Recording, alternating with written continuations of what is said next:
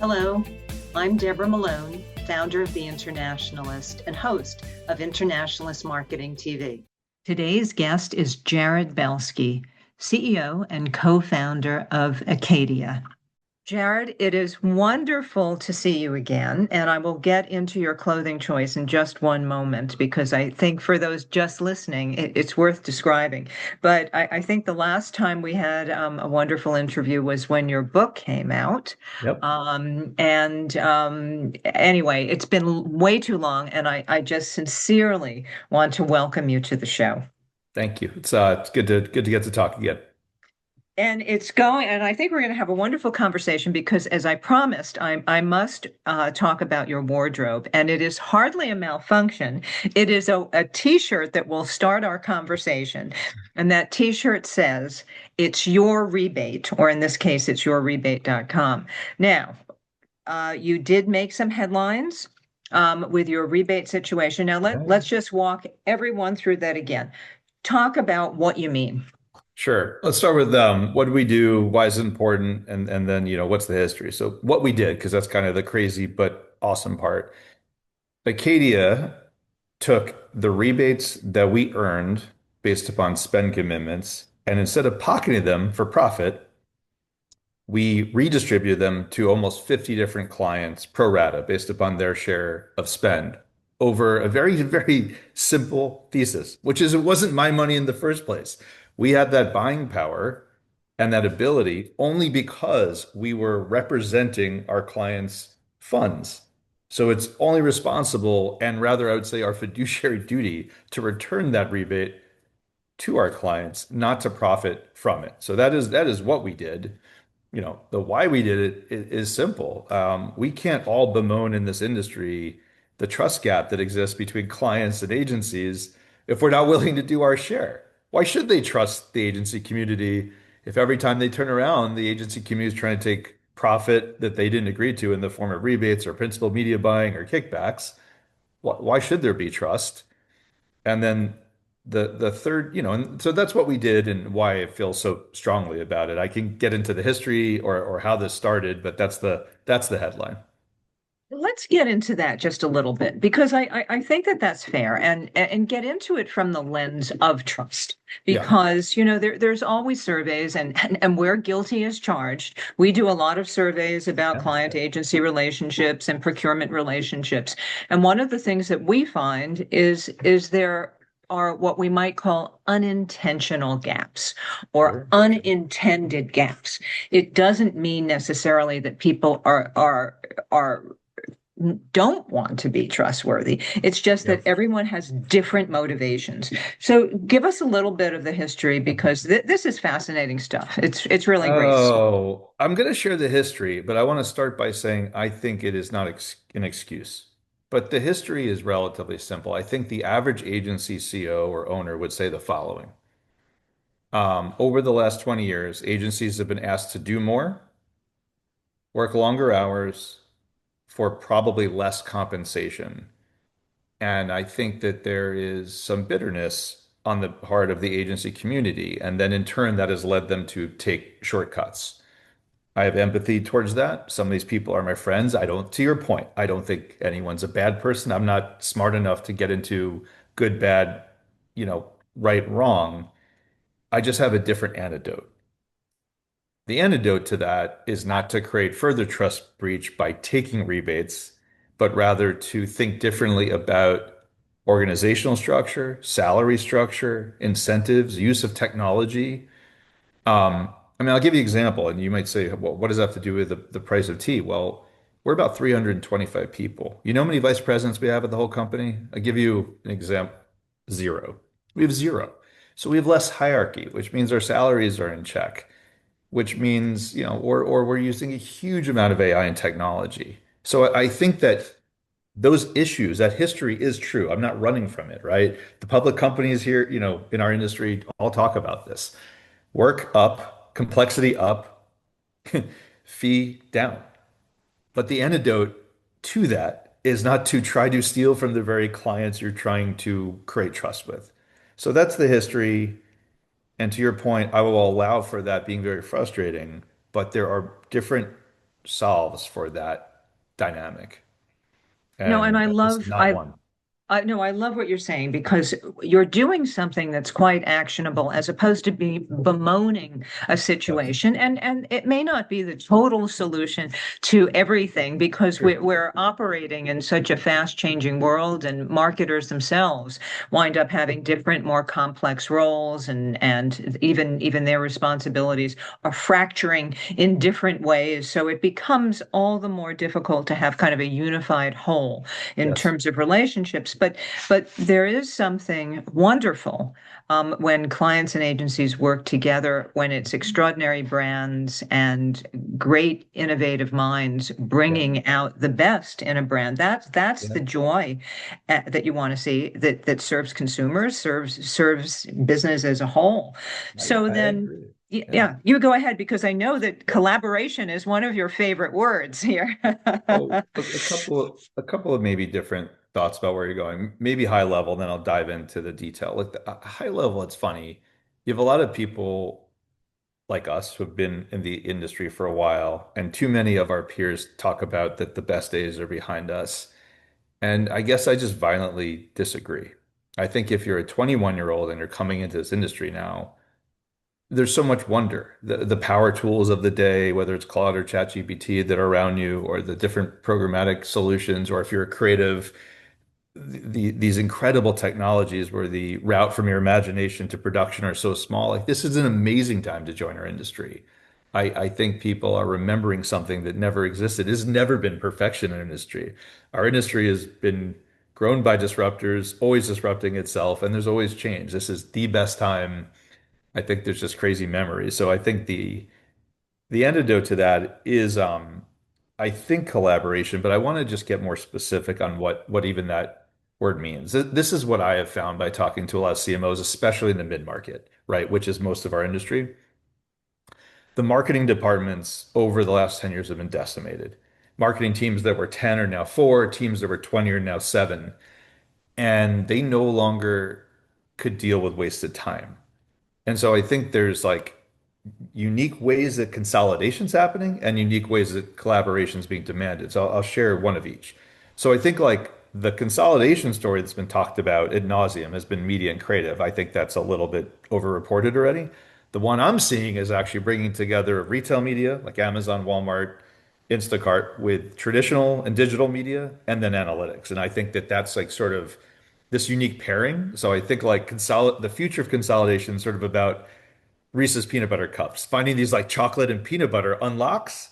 And I think like the best agencies of the future will bring together these unique flavors that clients want. That's how we built Acadia. As for collaboration, like I just think it's obvious. You interview enough CMOs, which you do all the time.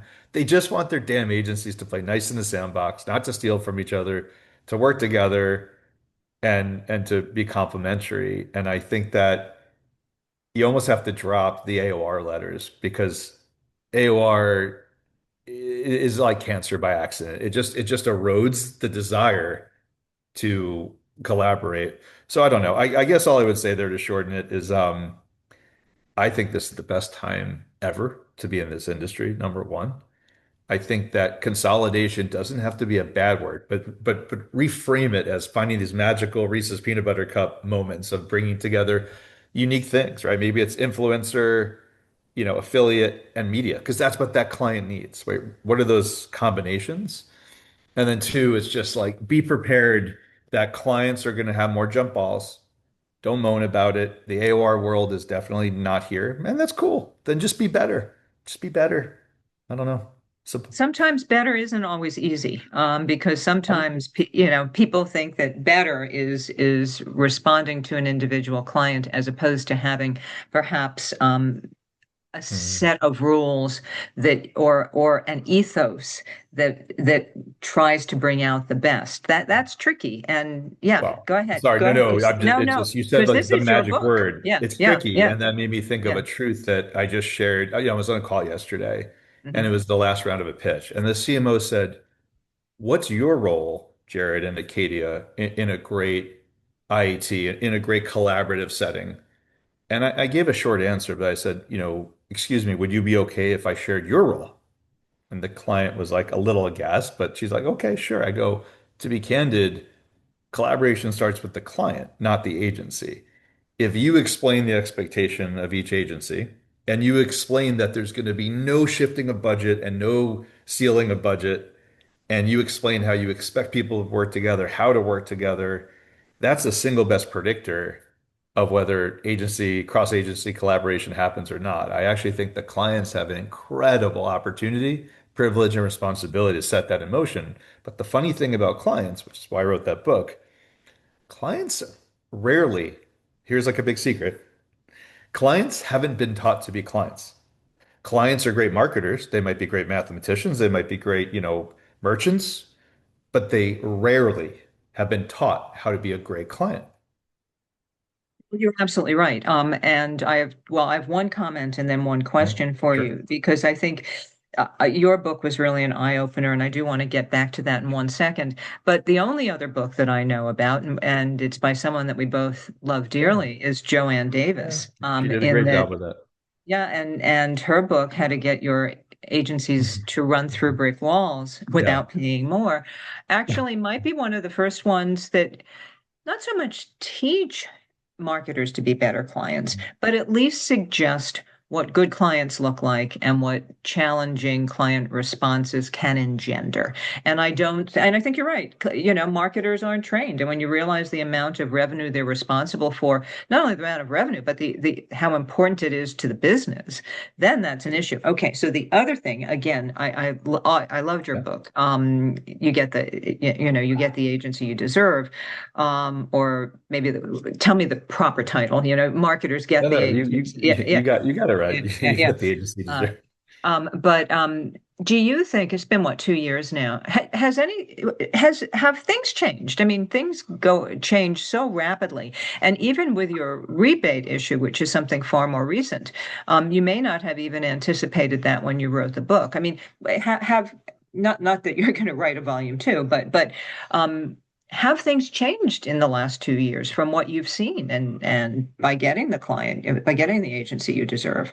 So that's an awesome question. How have things changed or gotten better? So I think that there are some pluses and minuses if I were to reflect on the last 2 years. Um, I think that the plus is I am seeing very different paths to market by clients in how they're finding partners. And I'm enjoying that. I'm hopeful about that. For example, am finding more clients asking to see the actual team they'll work with. I'm seeing more clients trying to meet fewer agencies, but more immersively to understand what it's like to work with them. I'm seeing clients be more thoughtful about references. I'm even seeing more thoughtfulness around not being so abusive of spec work, right? There are certain things I'm watching. I'm also seeing something I like broadly, which is I'm seeing more independents getting opportunities, which I think is just good for everybody. That creates pressure left and right.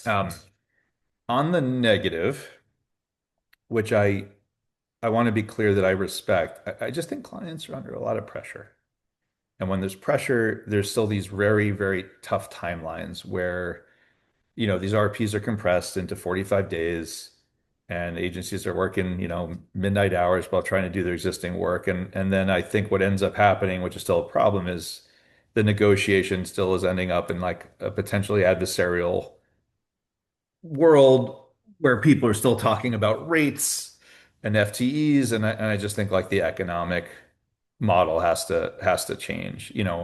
I'll give you an example for us, right? Just to share, because it's sort of an outro from your question. We don't have timesheets. You want to know why? I don't have timesheets so that when someone asks me, will you do timesheets? I could just say no. And they say, well, why? And I say, well, what I'd like to do is negotiate with you on what do you think is a fair value to do excellent work? And then it's my responsibility to staff that to be excellent. And guess what? You know what the regulator is on that contract? A 30-day out clause. Because the minute I don't do enough, you will fire me. But I just think we have to, as an industry, negotiate on value and change like contractual constructs. But I don't know, some pluses and some minuses, I guess. think that's very well said, and I'll just follow on with that because I was talking to the CEO of an independent agency in Yeah. London, and a dear old friend who Yeah. I've known for, do we count the decades, and he was actually saying that he was hopeful Mm. that with AI, the industry would go back to understanding what the value of people and what agencies produce, and the work could be done not so much faster, but the grunt stuff could be allocated a bit so that what you're paying for, the new model becomes the true value that you pay for. And it's, if I'm seeing people in different parts of the globe start talking about that in different ways, then that could be something that might be happening. Oh, I think that person is very smart to say that. I think that AI has the ability to reframe time, right? To stop celebrating the use of time, the waste of time, and it's just about outcomes and what did you produce. Because why would you award inefficiency, right? Like if something can take 2 hours, that's better than it taking 10. It's better for both parties. So I think that I do think one of the best parts of AI in our industry will it will invariably, as you're mentioning, challenge our preconceived notions of time and how built in time is into the financial model of our industry. Um, yeah, in fact, some of my favorite deals, just to continue to share different concepts, is in our Amazon group, for example, where we help brands like Acadia or whoever grow sales within Amazon. We're starting to do some deals that are on a percent of revenue, for example, right? Because isn't that what the partnership is? You grow your revenue, we grow our fee, we're aligned 100%. And I think that's it, actually. I think clients are looking for these agencies to be business partners and not just in name only, but in compensation, in approach. And I don't know, we're here for it. Again, I'm very Well, good for optimistic you. about it. Are you finding the same level of creativity or innovation or whatever, whatever overused word we use, Yeah. in doing some of the work with retail media? Can you, given that in a way, I don't mean to say the screen is Yeah. smaller, Yeah. but are there ways to, make it more fun? Yeah. It's an awesome question. So if you expand the definition, yes. Here's what I mean by that. I'm not trying to be squirrely. If you look at retail media only as, hey, the canvas is a product detail page on Amazon, well, there's only so much you could do, right? There's the A plus content and there's like the explainer videos, and that's nice. But let me reframe your question just a little bit. What if the client is using Amazon data to then buy a spot on Amazon Prime Video, right? That's retail media data, and the outcome is a 30-second piece of film that happens to be on Amazon Prime, or maybe it's using Amazon data that's showing up at Netflix, or maybe it's using Walmart data that's showing up on your Roku at home. In which case, your canvas is a 30-second spot, right? It's sky's the limit. But your data and your knowledge and your trackability is fueled by retail media. And I think that's what clients want to hear, right? Clients want, to your point, they want that unlimited imagination. They just want to know that you're talking to the right person and you're tracking. So I think if we expand out what retail media is and connect that to the great thinkers and the great artists and the great videographers of our day, we can get clients to be really excited. Yes. Kind I of like think the I think Amazon doth not equal a sponsored search, ad. It's kind of clients wanting the wow and the dollar signs, you know.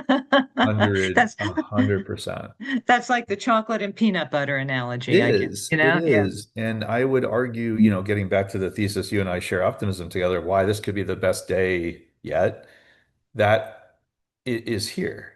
The ability to understand how your work is generating sales is never been more here than today. And I think that that's exciting to you, which it is for me, then it's awesome. Like that's how I got into this industry. I mean, we all have like a time and a memory of how we got into it, but my memory is being 21 at an agency called Avenue A, which was one of the early digital agencies.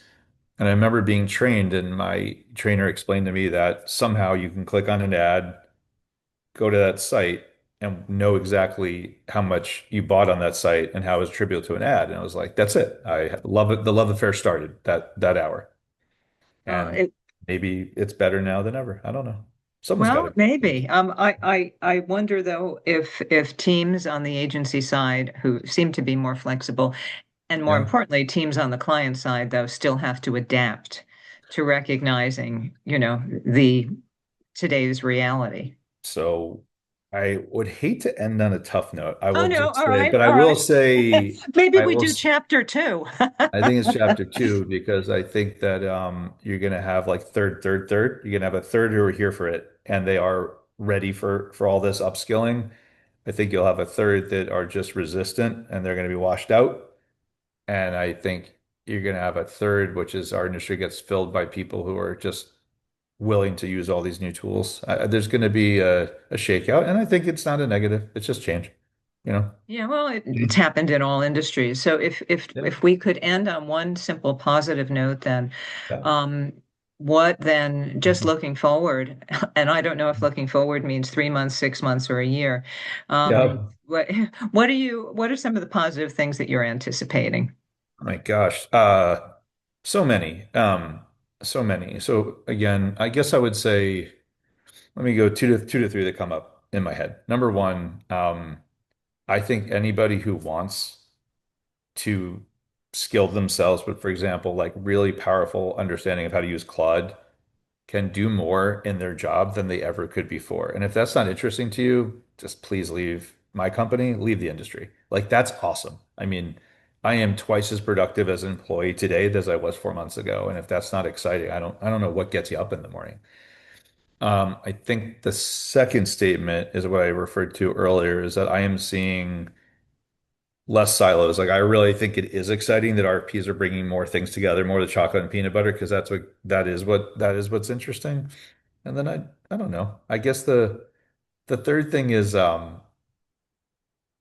look, I meant 20 minutes ago we talked a lot about some of the history that's led to some of the challenges, right? The fact that there's too much work and less fees. I think that's me not even covering the real thing.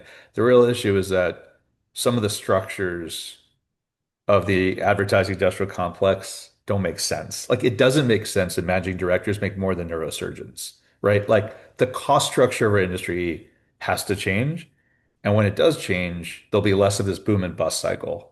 And the young people won't be getting laid off randomly. So I think that there's going to be this maybe uncomfortable 6 to 9 months, but on the end of that, maybe is a better, more sustainable industry for the next generation. And they deserve that.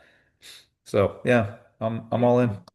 Very well said, Okay. and I think one of the more optimistic notes I've heard lately. Let's So, do all it. right, that's wonderful. All right, we're going to have a chapter two, I and like and it. then and by then you'll also have a new T-shirt, I hope. I hope so. I hope so too. There's got to be something cooler than this. I don't know. Yeah, I'm in. But it's very nice. All right, Okay. we will talk again soon, and thank you. All Thank you right. for Take being care. Have so a good one. candid. You bet. Okay, thank you.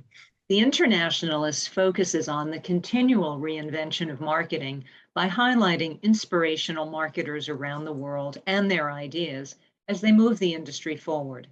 Internationalist Marketing TV shares these perspectives through interviews and personal stories. Thanks so much for watching. If you find this kind of content helpful, please click like or subscribe. Again, thanks so much.